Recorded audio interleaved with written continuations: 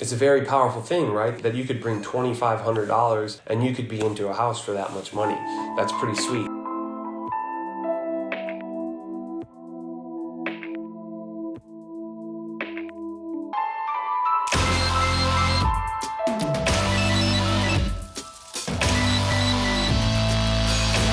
Hey, what's up, y'all? It's Jesse Lynch at Jesse Lynch Realty and Realty One Group Choice. How's it going? I hope you're doing well. I'm based out of the Twin Cities. If you're from Minnesota and you need some help with real estate or you have any questions at all, I'm so happy to answer them. All right, on today's video, I'm going to answer a question that I bet a lot of people have, and it's basically just how much does it actually cost out of my pocket to buy a house?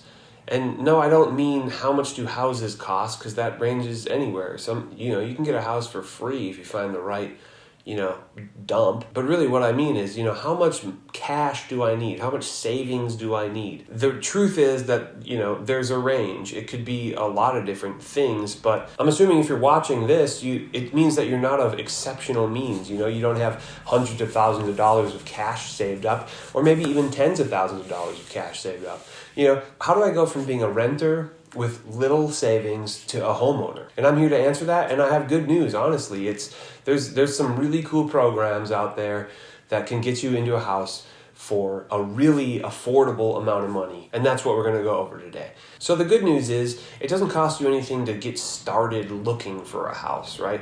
Really the beginning of the process, you should either be reaching out to a real estate agent or a lender. If you have a personal relationship with either of those, then I guess reach out to that person first. If you're from Minnesota, reach out to me. I'd be so thrilled to help you through the process. I have lenders that I work with that are really great, and they have access to these programs that I'm about to tell you about. So for example, if you reach out to me and you're saying, hey, I'm a renter and I want to become a homeowner, I'm going to probably put you in touch with my lender pretty much right away to kind of give you a sense of what's realistic. What should I be looking for? Should I be looking for $150,000 home, or should I be looking for a $1 million home? What can I actually afford? The lender is going to be the one to give you the good idea of that. They're going to be able to look at your income, your credit score, and maybe your credit history as well, and give you a really good sense of, when they break it down to monthly payments, what you're actually going to be able to afford every month.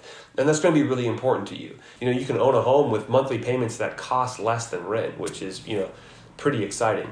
So, okay, anyways, once you're working with us, and we kind of give you an idea of, you can afford X. Let's say, for the sake of simplicity, let's say you can afford $200,000. Okay, that's a good number to deal with, and I'm going to do everything sort of based on that. So basically, you're working with me, you have an idea of how much money you're going to get, you're pre-approved for $200,000. We go looking at a house, you find one you really, really like, we put an offer on it, and that offer gets accepted. The good news is that doesn't cost you anything but gas money. And so I'm really not going to include gas money, but that's the truth. You're going around with me, we're looking at houses, and then you find one you like and you put an offer on it, that offer gets accepted. And then basically once that offer is accepted, that's the first time you're going to need any cash out of your pocket, and that's going to be for earnest money.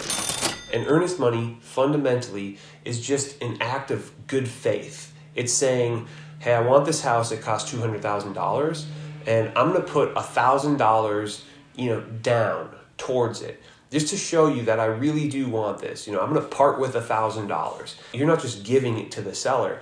You're actually giving it to the seller's agent, or their broker. And their broker is putting it in a trust fund where it's just going to sit. And it's going to sit there, and that is going to reassure the seller that you're serious. So, and really that number, the earnest money, it can be any amount of money. You could do nothing if you wanted, but it might turn a seller off. A seller might think that you're not serious and then maybe wait for another offer, or if there's another offer on the table, they're almost certainly going to go with that other offer. And then, I've heard of investors doing as much as $100,000 earnest money, because they have it and they want to show the seller, I'm dead serious about this. I have that much money to part with, and I'm such a sure thing that, I'm going to put $100,000 down, right? And obviously I don't expect you to do that. So in the real world, I would say I've seen it, it goes from basically $500 up to just like 1 or 2% of the asking price of the house. But realistically, the most common number that I've seen in my experience is $1,000. We're going to put that up on the ledger, $1,000, and that is your first chunk of money that you have to pay. Okay, and that moves us on to the next thing, which really is the first contingency. By the way, if you watch my other video of just how to buy a house, I kind of go over this process, but I don't really talk about how much it's going to cost. So if you want to go back and watch that, you can, or you can finish this one and watch that, and then you'll have a really good sense of what the home buying process actually is. So anyways, if you watch that, then you know that basically one of the first contingencies that you're going to run into is an inspection contingency. And as a real estate agent, I'm always going to recommend that you get an inspection. And so how much does an inspection cost? That's a good question. You know, I've seen basically anywhere from $300 and then up to $1,000, and that's usually going to be a pretty big building. That might be a triplex or a fourplex, or some mansion with 10,000 square feet or something like that. But for the average home, especially if you're looking at a home that's $200,000, you're going to be spending somewhere between $300 and $500. And so I'm going to say, for the sake of this video, I'm going to say $500. Sound good? Good. Okay, then you're going to go through the inspection process, and hopefully the inspection comes back and there's nothing too big, and either you can negotiate it or you can just tolerate whatever issues there are. And then your lender is going to be taking a deep dive, look into your finances, make sure that you can qualify for the loan so you're approved. But what they also have to do, if you watch the other video, is that they're going to have to appraise the house. The lender is going to bring a third-party appraiser. They can't work together. They can't really have a relationship. It would be a conflict of interest. So they're going to hire a third-party appraiser. That appraiser is going to go out and look at the property that you're trying to buy, and they're going to make sure that it's worth what you're trying to pay for. And that appraiser can cost you money. I think a typical range would be like $500 to $1,000 for that appraiser, but a lot of the time a lender will sort of waive that for you. But more than likely it'll sort of, it'll show itself in the closing cost, but I'll get to that. So for this, I'm going to say that the appraisal cost is $0. I work with lenders, and there's a lot of lenders out there who basically can cover the appraisal cost. So far you're like, you've already found a house, you're like a month in, you're almost ready to close, you got the appraisal passed, and you're only out of pocket for $1,500. And that initial $1,000 of earnest money is going to be applied down the road, which brings me to the next thing, which is your down payment. So down payment, that's kind of like a big scary issue. Maybe you've heard that you need 20% down to buy a house, and 20% of $200,000, that's $40,000. That's a lot of money. But the truth is, you don't need that much money. There's a federal government program or group or agency or whatever, and they're called the FHA, and that is the Federal Housing Administration. What they do is they insure loans that other companies lend on. And basically the lowest down payment that they will allow is 3.5%. That number, 3.5%, is $7,000 on a $200,000 house. And obviously that changes. If it's a $300,000 house, it's $10,500 and so on, right? And so, that brings the total up to $8,500. And maybe that number is terrifying to you, and maybe that seems very, very, very far off in your future. You can't even wrap your head around how you're going to save that much money.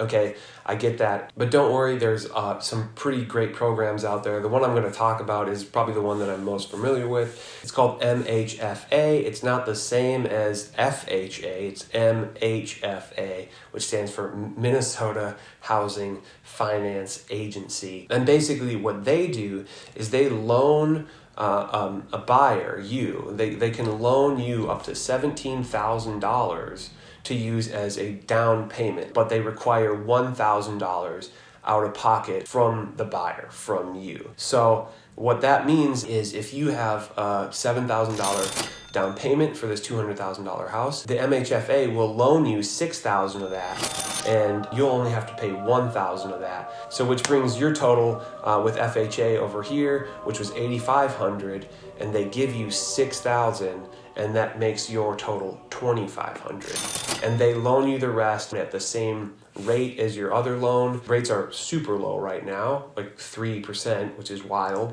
And they will lend you that over 10 years. So you'd be paying that $6,000 off, that 3% interest over 10 years, which is very affordable. And, it's basically a savings plan that they set up for you. But the good news is that rather than having to save it up slowly over 10 years to then buy a house, is you can buy it now and pay it off later. It's a very powerful thing, right? That you could bring $2,500 and you could be into a house for that much money. That's pretty sweet. But that does bring me to the last piece of the puzzle, which is closing costs. That's basically the last, chance that you might have to bring some money to the closing table. And closing costs are expected to be somewhere around 3% of the loan. So again, $200,000 house, 3%. That's $6,000. But if you have a good agent and they know that you don't have the cash to do this out of pocket, every offer they make, they're gonna ask that the seller pay the closing costs. And so that means that you're not gonna have to bring that money to the closing table. But I think it's really important for you to know, right, that there are these options. There are these fairly affordable options to you, and you can be getting out of a rental situation where, truth be told, and this is coming from a landlord, by the way, you're paying your landlord's mortgage. So if you want to get out of that and you kind of want to start to build equity on your own home, these are really, really powerful programs that you can be taking advantage of. And if you're from Minnesota and this sounds like something that would interest you, please reach out to me. I would be so happy to, kind of get you headed in the right direction and, get you moving, get you on the way to home ownership. And I intend on doing some other videos, like what does it take to qualify for a loan, right? And I might even bring my lender in, to help me with that. Any weird gaps in kind of what doesn't quite make sense to you, or, well, how do I get from here to here? I'm happy to help. I'm more than happy to be the person that you reach out to. And, the person who helps you kind of achieve these goals that you have. And as always, that I really can't do this without, your help. If you know anybody looking for some help in real estate, I want to be the person that you think of and you say, hey, you got to talk to Jesse Lynch. And I promise if you send somebody my way, I'm going to bust my ass for them. Like all my videos, at the end, I'm going to put my business card up on the screen. It has my phone number, it has my email, it has my website, it has my Instagram. You can literally reach out to me in any of those ways: calls, text, email, use a form on my website, DM me on Instagram, get a hold of me in whatever way, and I would be so happy to reach out to somebody that is interested in real estate, or if it's you, I want to help you. Thank you again for watching. Be safe, be good, love you, bye-bye.